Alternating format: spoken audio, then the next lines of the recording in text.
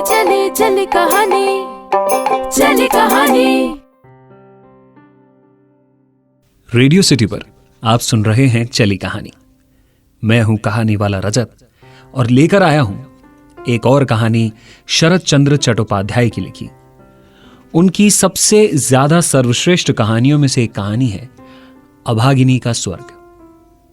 आइए सुने क्या है आज की कहानी। ठाकुरदास मुखर्जी की बूढ़ी पत्नी का देहांत 7 दिन के बुखार में हो गया। वृद्ध मुखर्जी महाशय ने धान के रोजगार में काफी पैसा कमाया था। उनके 4 लड़के, 3 लड़कियां और उनके बाल बच्चे भी मौजूद थे। उस पर दामाद, अड़ोसी पड़ोसी, नौकर चाकर सबके आ जाने से एक उत्सव सा हो गया था। गांव भर के लोग धूमधाम के साथ निकलने वाली अर्थी को देखने आए। लड़कियों ने रोते रोते मां के दोनों पांवों पर गाढ़ा करके महावर और माथे पर सिंदूर लगाया। बहुओं ने ललाट पर चंदन लगाकर बहुमूल्य वस्त्र से सास को ढक दिया। बच्चों ने उनकी अंतिम पदधूलि लेकर अपने सर माथे लगा ली। पुष्प पत्र, सुगंध, माला और कलरव से मालूम ही नहीं पड़ा कि इस घर में ऐसा कोई शोक हुआ है। ऐसा मालूम हुआ जैसे बड़े घर की गृहिणी 50 वर्ष के बाद फिर एक बार नए ढंग से अपने पति के घर विदा हो रही है। वृद्ध मुखर्जी महोदय शांत स्वभाव से अपनी चिर संगनी को अंतिम विदाई देकर छिपे छिपे आंखों से आंसू पोंछकर शोक करता कन्याओं जो कि दुख से भर चुकी हैं, पुत्र और पुत्र वधुओं को सांत्वना देने लगे। प्रबल हरिध्वनि से सुबह के आकाश को आनंदित करता हुआ सारा का सारा गांव अर्थी के साथ हो लिया। और भी एक स्त्री थी जो जरा दूर रहकर इस दल के साथ हो गई। वो थी कंगाली की मां। वो अपनी झोपड़ी के आंगन में फैले हुए कुछ बैंगन तोड़कर बाजार में बेचने जा रही थी। इस दृश्य को देखकर पूरी तरह से हिल गई, चल न पाई। उसका हाथ जाना रह गया। उसके आंचल में बैंगन बंधे के बंधे रह गए। वो अपने आंसू पोंछते हुए सबके पीछे पीछे शमशान में जा पहुंची। गांव के बाहर गरुड़ नदी का शमशान है। वहां पहले से लकड़ी के बोझे, चंदन के टुकड़े, घी, शहद, धूप, राल, ये सब सामग्री एकत्रित हो चुकी थी। कंगाली की मां छोटी जाति की थी। दूल्हे की लड़की होने से उसकी पास जाने की हिम्मत नहीं हुई। दूर एक टीले पर खड़ी होकर वो अंत्येष्टि क्रिया शुरू से आखिर तक उत्सुकता के साथ टकटकी बांधकर देखने लगी। आखिर क्यों देखनी थी कंगाली की मां को यह अंतिम क्रिया? आगे सुने। अनेक कंठों से हरिध्वनि के साथ जब पुत्र के हाथ की मंत्रपूत अग्नि से चिता जलने लगी तब उसकी आंखों से आंसुओं की झड़ी बंध गई। मन ही मन वो बार बार कहने लगी, हे भाग्यवती मां, तुम स्वर्ग जा रही हो। मुझे आशीर्वाद देती जाओ जिससे मैं भी इस तरह कंगाली के हाथ की आग पा सकूं। लड़के के हाथ की आग ये कोई मामूली बात नहीं है। पति, पुत्र, कन्या, नाती, नातिन, दास परिजन के सामने ये स्वर्गारोहण हो रहा है। यानी कि ये वृद्ध महिला स्वर्ग को जा रही है। ये देखकर उसकी छाती फटने लगी। इस सौभाग्य की मानो वो गिनती ही नहीं कर सकी। सामने प्रज्वलित चिता का लगातार उठता हुआ जोर का धुआं नीले रंग की छाया फेंकता हुआ घूम घूम कर आसमान की ओर उठता जा रहा था। कंगाली की मां को उसी में एक छोटे रथ की मूर्ति साफ नजर आने लगी।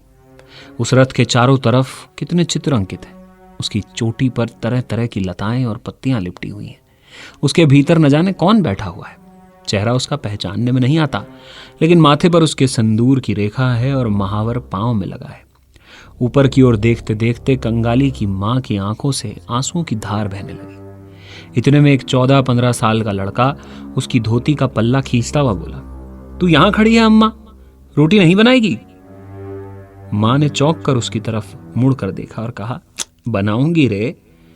इसके बाद अचानक ऊपर की ओर उंगली दिखाकर व्यग्र स्वर में कहा, देख देख बेटा, ब्राह्मणी मां रथ में चढ़कर स्वर्ग जा रही है। लड़के ने आश्चर्य के साथ मुंह उठाकर कहा, कहां? कुछ देर अच्छी तरह देखभाल कर वो फिर बोला, तू पगली हो गई है मां, वो तो धुआं है। और उसके बाद गुस्से से बोला, दोपहर तो हो गई है, मुझे भूख नहीं लगती क्या?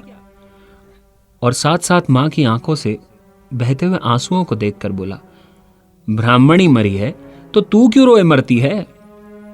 कंगाली की मां को अब होश आया। दूसरे के लिए शमशान में खड़ी होकर इस तरह आंसू बहाने से वो स्वयं ही मन लज्जित हुई। यहाँ तक कि लड़के के कल्याण की आशंका से दूसरे ही क्षण आके पहुंचकर जरा हंसने की कोशिश करते हुए बोली, रोऊंगी क्यों रे, आंखों से धुआं लग गया था बस। हाँ हाँ, धुआं ही तो लगा है, पर तू तो बिल्कुल रो रही है। माँ ने फिर कोई प्रतिवाद नहीं किया। लड़के का हाथ पकड़कर घाट तक आई, खुद नहाई और कंगाली को भी नहलाया। इसके बाद घर लौट गई। शमशान संस्कार देखना उसके भाग्य में नहीं था। संतान के नामकरण में माँ बाप की मूर्ता पर विधाता पुरुष अंतरिक्ष में रहकर अधिकतर हंसकर संतुष्ट नहीं होते, बल्कि तीव्र प्रतिवाद भी करते। इसी से सारा जीवन उनके नाम के प्रति व्यंग करते रहते हैं। कंगाली की मां के जीवन का इतिहास छोटा है, पर यही कंगला जीवन विधाता के इस परिहास की गरज से मुक्ति पा चुका था। उसे जन्म देकर उसकी मां मर गई। गुस्से में पिता ने अपनी लड़की का नाम अभागी रख दिया। मां नहीं है, बाप नदी में मछली पकड़ता रहता है। उसके लिए न तो दिन है और न रात। फिर भी कैसे छोटी अभागी एक दिन कंगाली की मां बनकर जिंदा रह गई, ये बात आश्चर्यजनक है। जिसके साथ विवाह हुआ था उसका नाम था रसिक बाघ। उस बाघ की एक और बागिन थी। उसे लेकर वो एक दूसरे गांव में चला गया और अभागिन अपने अभाग्य तथा बच्चे को लेकर उसी गांव में रह गई। उसका वह कंगाली आज बड़ा हो गया है, 15वें साल में कदम रखा है। हाल ही में बेंत का काम सीखना शुरू कर दिया है। अभागिनी को आशा है कि और भी साल भर तक अगर अभाग्य के साथ जूझ सकी तो उसका दुख दूर हो जाएगा। ये दुख क्या है, जिन्होंने दिया है उनके अलावा और कोई नहीं जानता। कंगाली तालाब से हाथ मुंह धोकर आया तो देखा कि उसकी थाली का बचा हुआ माँ एक बर्तन से ढककर रख रही। उसने आश्चर्य से पूछा, तुमने नहीं खाया माँ? बहुत देर हो गई बेटा, अब भूख भी नहीं। लड़के ने विश्वास नहीं किया। कहा, हाँ हाँ, भूख तो जरूर नहीं होगी। कहाँ है तेरी हांडिया, दिखा जरा। यही छलना करके कंगाली की माँ कंगाली को धोखा देती आई है। इसी से उसने हांडिया देखने के बाद संतोष व्यक्त किया। उसमें एक और व्यक्ति के भोजन करने लायक भात था। अब वो प्रसन्न भाव से माँ की गोद में जाकर बैठ गया। इस उम्र के लड़के साधारणतः ऐसा नहीं करते, लेकिन बचपन से अक्सर बीमार रहने के कारण माँ की गोद के सिवा बाहर के संगी साथियों के खेलने के अलावा उसे और कोई मौका ही नहीं मिला। यहीं बैठकर उसे खेलकूद का शौक मिटाना पड़ा। एक हाथ माँ के गले में डालकर उसके मुंह पर अपना मुंह रखते हुए वो चौंक पड़ा। उसने कहा, माँ तेरी देह तो गर्म है, क्या तू घाम में खड़ी मुर्दा जलाना देख रही थी? क्यों फिर नहाई जाकर? मुर्दा जलाना क्या तूने? माँ ने चट्ट से उसका मुंह दबाकर कहा, छी बेटा, मुर्दा जलना नहीं, ये नहीं कहते, पाप लगता है। सती लक्ष्मी माँ महारानी रथ पर चढ़कर स्वर्ग गई है। लड़के ने संदेह करके कहा, तेरे पास फिर वही बात है, रथ में चढ़ने से कोई स्वर्ग पे जाता है? मां ने कहा, मैंने जो अपनी आंखों से देखा है बेटा, ब्राह्मण मां रथ में बैठी थी, उनके लाल लाल पांव सबने देखे रे। सबों ने देखे? हां, सबों ने देखे। कंगाली मां की छाती से लगकर सोचने लगा।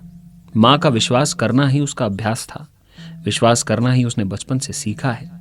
उसकी मां जब कह रही है सबों ने इतनी बड़ी घटना अपनी आंखों से देखी, तब अविश्वास करने की कोई बात नहीं रह गई। थोड़ी देर बाद उसने आहिस्ते आहिस्ते कहा, तब तो तू भी मां स्वर्ग को जाएगी। बिंदो की मां उस दिन रखाल से कह रही थी, कंगाली की मां जैसी सती लक्ष्मी दूलों में और कोई नहीं है। कंगाली की मां चुप रही। कंगाली उसी तरह धीरे धीरे कहने लगा, बाबू ने जब तुझे छोड़ दिया था तब कितने जनों ने सगाई करने के लिए तेरी खुशामद की थी, लेकिन तैने कहा नहीं, कंगाली बना रहेगा तो मेरा दुख दूर हो जाएगा, फिर से सगाई क्यों करूं? अच्छा मां, तू शादी करती तो मैं कहां जाता? मैं शायद भूखों मर जाता। मां ने लड़के को दोनों हाथों से चिपका लिया। वास्तव में उस दिन उसे ऐसी सलाह कम लोगों ने नहीं दी, और जब वो इसके लिए किसी भी तरह राजी नहीं हुई तब उधमबाजी में भी कमी नहीं हुई। उस बात को याद करके अभागिनी की आंखों से आंसू गिरने लगते हैं। लड़के ने मां के आंसू पोंछते हुए कहा, कथरी बिछा दूं मां, सोएगी? मां चुप रही। कंगाली ने चटाई बिछाकर उस पर कथरी बिछा दी। टाण के ऊपर से वो छोटा तकिया उठा लाया और मां का हाथ पकड़कर उस पर सुलाने चला। तब मां ने कहा, कंगाली आज काम पर तू मत जा, रहने दे। काम पर ना जाने के प्रस्ताव से कंगाली को बहुत ही अच्छा लगा, मगर बोला, जलपान के 2 पैसे भी फिर नहीं मिलेंगे माँ, मत मिलने दे। आज तुझे कहानी सुनाओ। अधिक लोभ न दिखाना पड़ा। कंगाली उसी क्षण मां की छाती से लगकर रो पड़ा और बोला, सुना मां, राजकुमार कोतवाल का बेटा और वो पक्षीराज का घोड़ा। सुना। अभागिनी ने राजकुमार कोतवाल पुत्र और पक्षीराज घोड़े की कहानी शुरू कर दी। यह उसकी बहुत दिनों की सुनी हुई और बहुत दिनों की कही हुई कहानी थी, परंतु कुछ ही क्षण बाद कहाँ गया उसका राजकुमार और कहाँ गया कोतवाल का बेटा। उसने ऐसी कहानी शुरू कर दी जो दूसरे से सीखी हुई नहीं थी, उसकी बनाई हुई कहानी थी, अपनी खुद की रचना।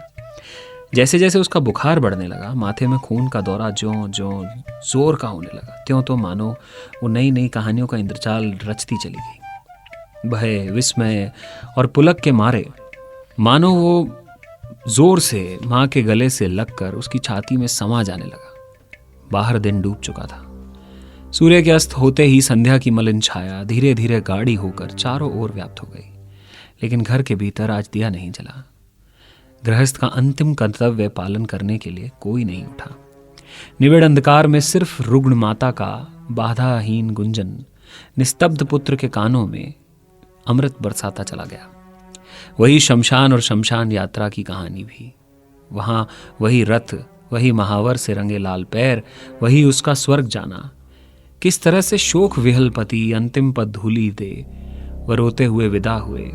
किस तरह हरी ध्वनि के साथ लड़के मां की अर्थी उठा ले गए और फिर उसके बाद संतान के हाथ से आग। वो आग नहीं थी बेटा, वो हरि का रूप था,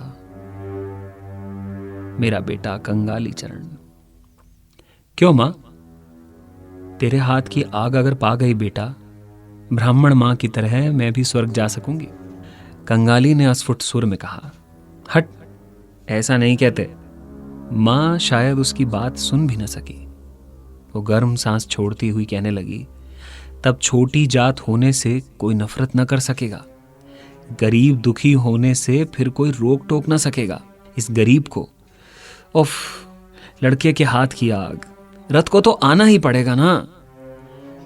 लड़के ने मां के मुंह पर हाथ रखकर रुंधे हुए गले से कहा, ऐसा मत बोल मां, ऐसा मत बोल, मुझे बड़ा डर लगता है। मां ने कहा, और सुन कंगाली, तू अपने बाबू को एक बार पकड़ लाएगा। वे उसी तरह अपने पांव की धूली मेरे माथे से लगाकर मुझे विदा कर देंगे।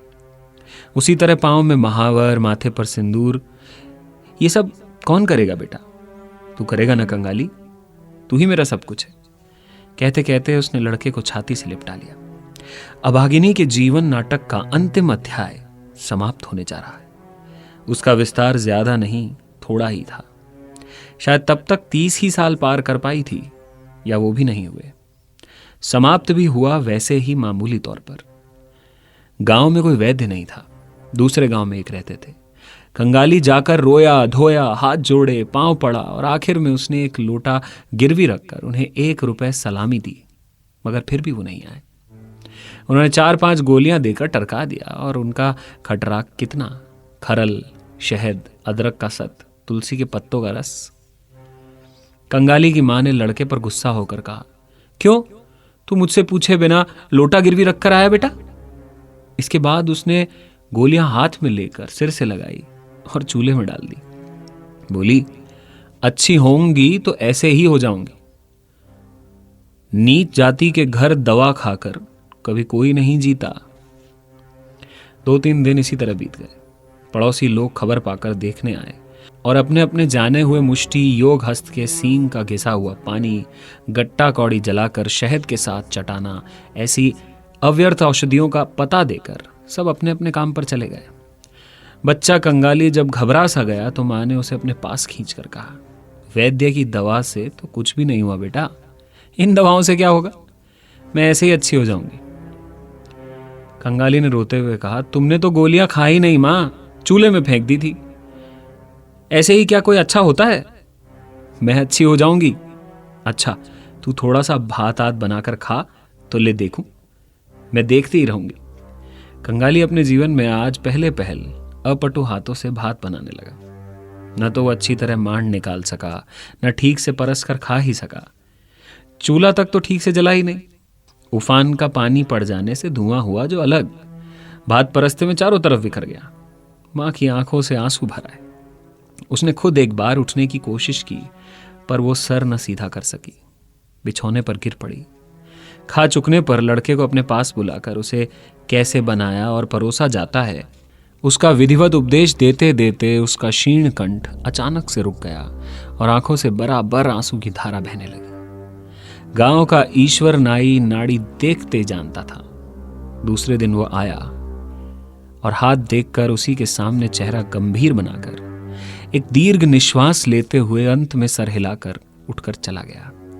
कंगाली की मां इसका अर्थ समझ गई, मगर उसे डर नहीं लगा। सबके चले जाने पर उसने लड़के से कहा, एक बार उन्हें बुलाकर ला सकता है बेटा? किसको मां? वही रे, उस गांव जो चले गए। कंगाली समझ कर बोला, बापू को? अभागिनी चुप रही।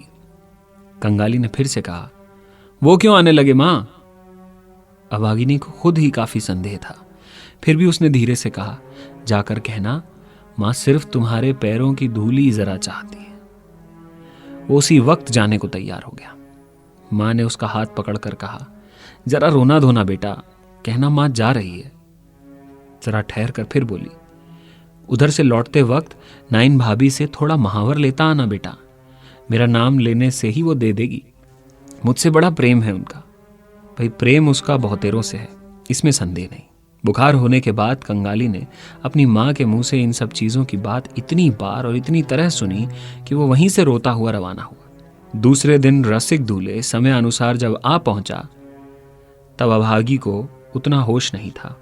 मुंह पर मृत्यु की छाया पड़ चुकी थी। आंखों की दृष्टि इस संसार का काम पूरा करके न जाने कहां के अनजान देश को चली गई थी।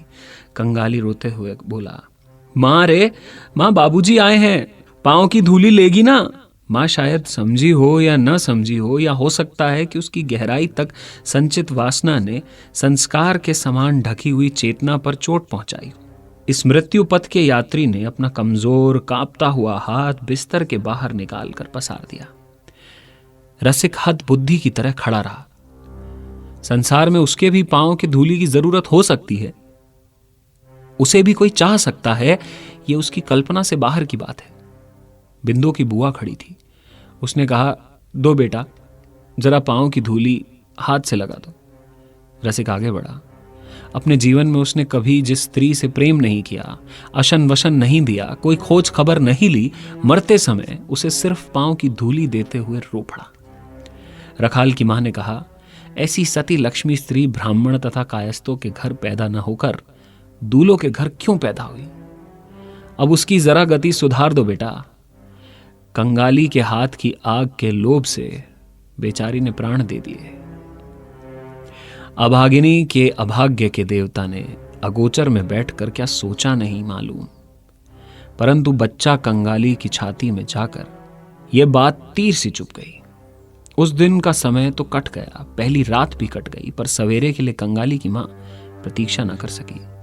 मालूम नहीं इतनी छोटी जात के लिए स्वर्ग के रथ की व्यवस्था है या नहीं, अथवा अंधेरे में ही पैदल उसे रवाना होना पड़ा। परंतु इतना समझ में आ गया कि रात खत्म होने से पहले ही वो इस दुनिया को छोड़कर चली गई है। झोपड़ी के सामने आंगन में एक बेल का पेड़ था। कहीं से कुल्हाड़ी मांग के रसिक ने उस पर चलाई होगी या नहीं भी चलाई, न जाने कहां से जमींदार ने आकर उसके गाल पर तड़ से एक थप्पड़ जड़ दिया और कुल्हाड़ी छीन कर कहा, साला कहीं का, ये तेरे बाप का पेड़ है जो काट रहा है? रसिक गाल पर हाथ फेरने लगा। कंगाली रुआसी होकर बोला, वाह, ये तो मेरी अम्मा के हाथ का रोपा हुआ पेड़ है दरबान जी। बाबू को तुमने झूठ मूठ क्यों मार दिया? दरबान ने उसे भी एक सुनने लायक गाली देकर मारना चाहा, पर वो अपनी मरी हुई मां के पास बैठा था, इसलिए छुआछूत के डर से उसे छुआ नहीं। शोरगुल से लोगों की भीड़ जमा हो गई। किसी ने भी इस बात से इनकार नहीं किया कि बिना पूछे रसिक का पेड़ काटना अच्छा नहीं हुआ। वे ही फिर दरबान साहब के हाथ जोड़ने और पैर पकड़ने लगे कि वे मेहरबानी करके हुक्म दे दें। कारण बीमारी के समय जो कोई देखने आया था, उसी से कंगाली की मां ने अपनी अंतिम अभिलाषा कर दी थी। मगर दरबान इन सब बातों में आने वाला नहीं था। उसने मुंह हाथ हिलाते हुए कहा, यह सब चालाकी मेरे सामने नहीं चलेगी। जमींदार स्थानीय व्यक्ति नहीं थे। गांव में उनकी एक कचहरी है, गुमाश्ता अधराए उसके मालिक हैं।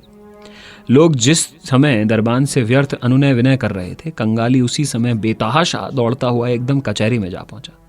उसने लोगों के मुंह से सुन रखा था प्यादे लोग घूस लेते हैं, इसलिए उसे निश्चित विश्वास था कि इतने बड़े असंगत अत्याचारी की बात अगर मालिक के कानों तक पहुंचा दे तो इसका प्रतिकार हुए बिना नहीं रह सकता। हाय रे अनभिज्ञ! बंगाल के जमींदार और उनके कर्मचारी को वो पहचानता नहीं था। सीधा सा ये बालक शोक और उत्तेजना से भड़का हुआ एक बार के ऊपर चढ़ता चला गया। अधर राय हाल में ही संध्या पूजा और थोड़ा सा जलपान करके आकर बैठे थे। विस्मित और क्रुद्ध होकर बोले, कौन है? मैं कंगाली हूं, दरबान जी ने मेरे बाप को मारा है। अच्छा किया है, हरामजादे ने लगान न दी होगी। कंगाली ने कहा, नहीं बाबू साहब, बाबू पेड़ काट रहे थे, मेरी मां मर गई है। कहते कहते वो अपनी रुलाई को रोक न सका और रो दिया। सवेरे ही इस तरह के रोने धोने से अधर बाबू नाराज हो उठे। छोकरा मुर्दा छू कर आया है, मालूम नहीं यहां का भी कुछ छुआ छू कर दिया तो। कड़क कर बोले, मां मरी है तो जा, नीचे जाकर खड़ा हो। अरे कौन है रे? यहां जरा गोबर पानी डाल दो कोई। किस जात का लड़का है तू? कंगाली ने डर के मारे नीचे उतरकर कहा, हम लोग दूल्हे हैं। अधर ने कहा, दूल्हे? अरे दूल्हे के मुर्दे के लिए लकड़ी की क्या जरूरत है रे? कंगाली ने कहा, मां मुझे आग देने को कह गई है, तुम पूछ लो ना साहब। मां सब किसी से कह गई है, सबों ने सुना है। मां की बात कहते हुए उसके क्षण क्षण के अनुरोध उपरोध सब एक साथ याद आने लगे। उसका कंठ मानो रुलाई के मारे फटा जा रहा था। अधर ने कहा, अम्मा को जलाना चाहता है तो पेड़ के 5 रुपए दाम ला सकेगा? कंगाली जानता था कि असंभव है, उसको कफन खरीदने के लिए दाम चाहिए था। सो बिंदु की बुआ उसके भात खाने की थाली गिरवी रखने के लिए चली गई थी। वो अपनी आंखों से देख कर आया है। उसने गर्दन हिलाकर कहा, नहीं। अधर ने अपना चेहरा अत्यंत विकृत करते हुए कहा, नहीं तो मां को ले जाकर नदी के किनारे गाड़ दे। किसी के बाप के पेड़ पर तेरा बाप कुल्हाड़ी चलाने जा रहा है, पाजी, अभागा, बदमाश। कंगाली ने कहा, वो तो हम लोगों के आंगन का पेड़ है बाबू साहब, मेरी मां का रोपा हुआ पेड़ है। हाथ का रोपा हुआ पेड़?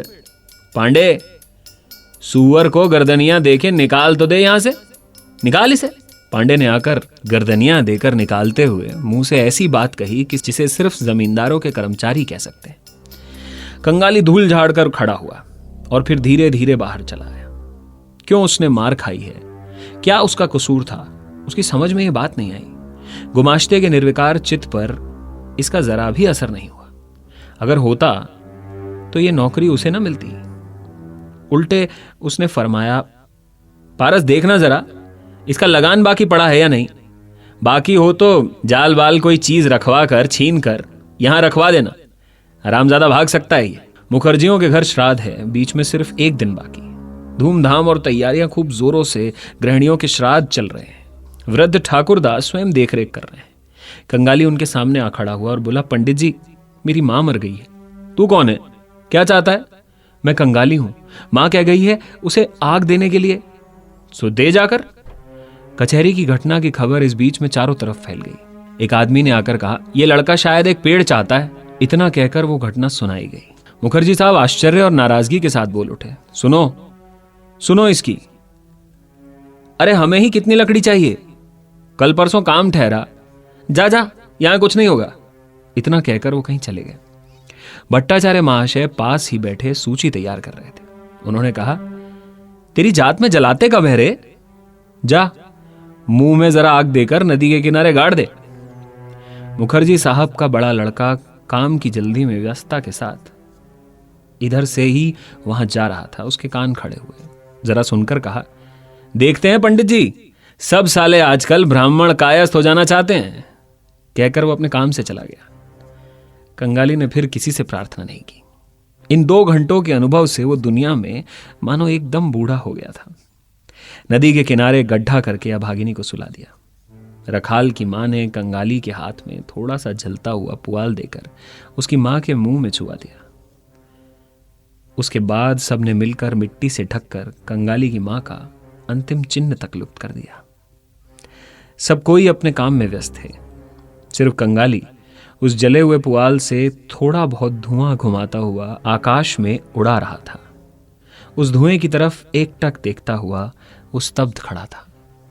देख रहा था सोच रहा था, छोटा सा कंगाली अपनी मां का वो आखिरी सपना पूरा नहीं कर पाया। ये बात जिस जमाने में लिखी गई है, जात पात ऊंच नीच उस जमाने की सबसे बड़ी मुश्किलों में से एक थी। ऐसे ही लिखने वालों ने न जाने कितनी कहानियां लिखकर जब झंझोर कर समझाया कि कितना गलत होता है, तब शायद समाज की वो तस्वीर सामने आई जो हम आज देख पाते हैं, या अब भी उस तस्वीर में कुछ रंग भरने बाकी हैं, कुछ बदलाव करने बाकी हैं। फिर लौटूंगा एक और कहानी लेकर रेडियो सिटी पर चली कहानी में। मैं हूं कहानी वाला रजत। ये थी आज की कहानी। चली चली चली चली चली चली चली कहानी, चली कहानी, चली कहानी।